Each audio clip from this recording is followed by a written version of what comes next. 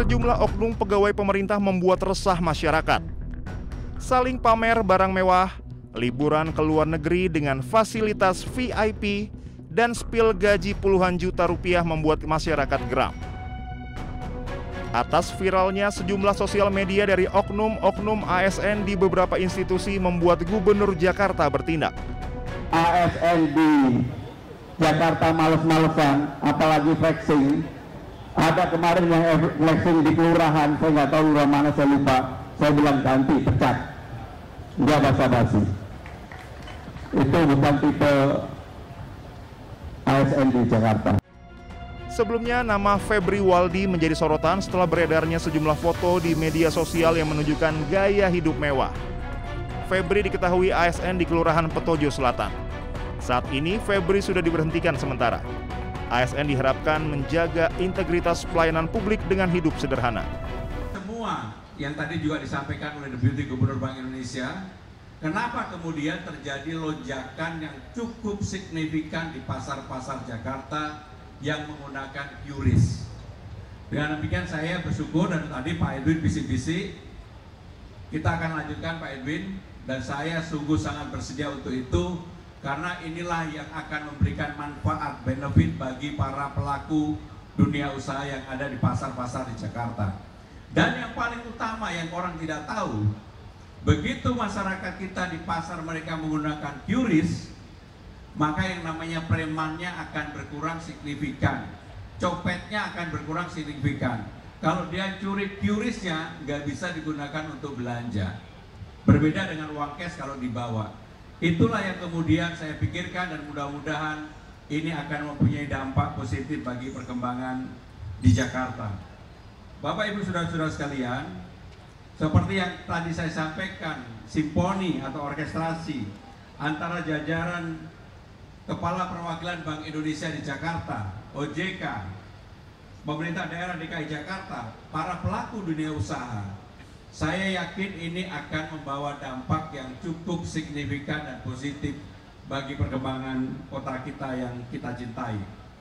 Bapak Ibu saudara-saudara sekalian, seperti kita ketahui bersama, Jakarta sekarang tumbuh 5,18%, di atas pertumbuhan ekonomi nasional 5,12%.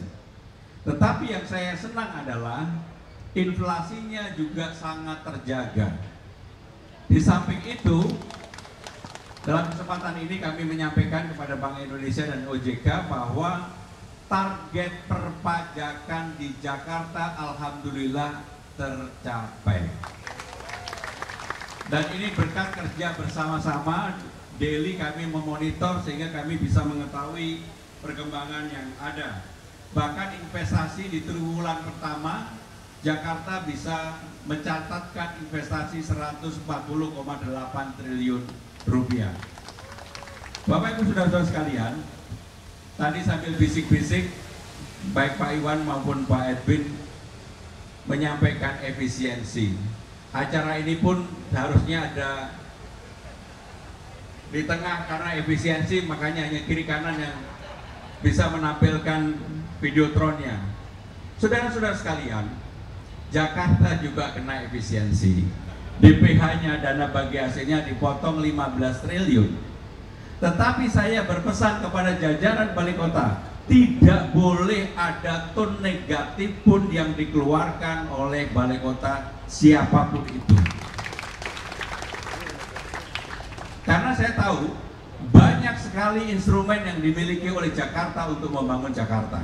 Contoh, saya fokus sekarang ini menyelesaikan hal-hal yang belum diselesaikan oleh gubernur-gubernur sebelumnya. Contoh yang paling ekstrim lah, monorail. Dimulai tahun 2012, kemudian groundbreaking 2014. Sekarang sudah hampir 20 tahun. Bukan 14, 2002 dimulai, groundbreaking 2004. Kebetulan ketika groundbreaking yang melakukan Presiden Megawati, saya mendampingi di situ. Gubernurnya adalah Pak Sutioso pada waktu itu. Singkat cerita saudara-saudara sekalian, baru 6-7 tahun kemudian berhenti. Pemerintahan sudah berganti, pemerintahan berikutnya, gubernurnya berganti dan sebagainya. Sampai hari ini monorail itu tidak terselesaikan. Sudah 8 gubernur. Maka saya bilang sama balai kota, saya yang begini-begini membuat saya tidur gak nyenyak. Mimpi saya tentang monorail. Maka saya ingin selesaikan. Alhamdulillah atas dukungan aparat penegak hukum, terutama Kajati Jakarta, KPK. Maka dua hal yang dulu begitu heboh, begitu memancing perdebatan di publik yang luar biasa. Yang pertama adalah monorail, yang kedua adalah rumah sakit sumber waras. Dua-duanya segera kita lakukan untuk perbaikan dan juga groundbreaking untuk rumah sakit sumber waras. Tapi dalam kesempatan ini saya juga mau minta maaf sama Pak Edwin.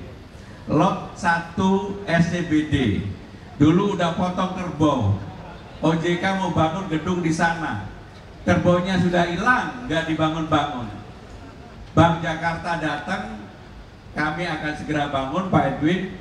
Maka untuk itu saya izin Pak Edwin, mudah-mudahan nanti Bapak bisa menggunakan kantor itu memandang dari dekat. Saudara-saudara sekalian, bisa sendirian.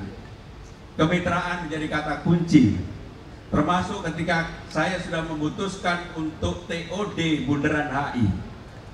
Mudah-mudahan tahun depan antara Pullman, Mandarin, Grand Hyatt, Cambridge di bawahnya bisa dihubungkan.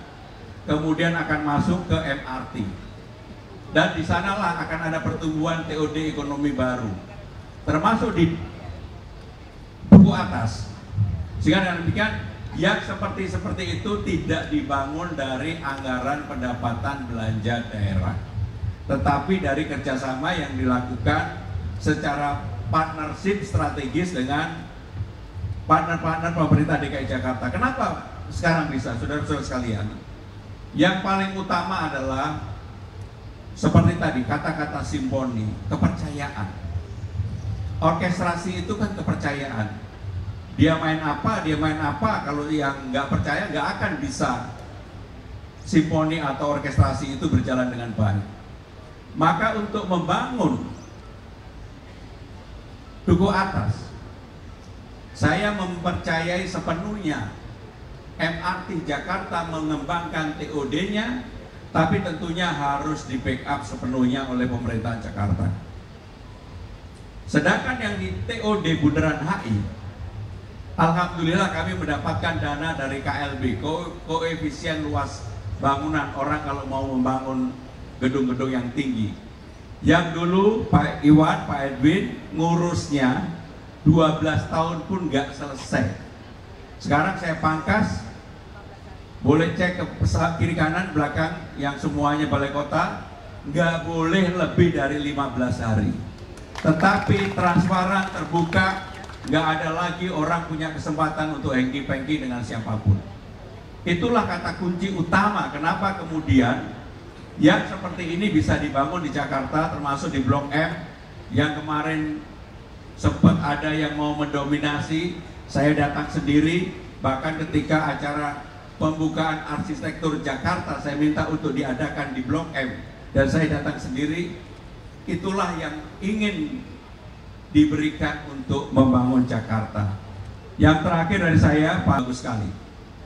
Bahkan untuk kota global dunia, baru 7 bulan dalam pemerintahan saya, sekarang naik menjadi 71. 513 siswa. Nggak boleh dibutuhkan masyarakat yang belum beruntung di Jakarta.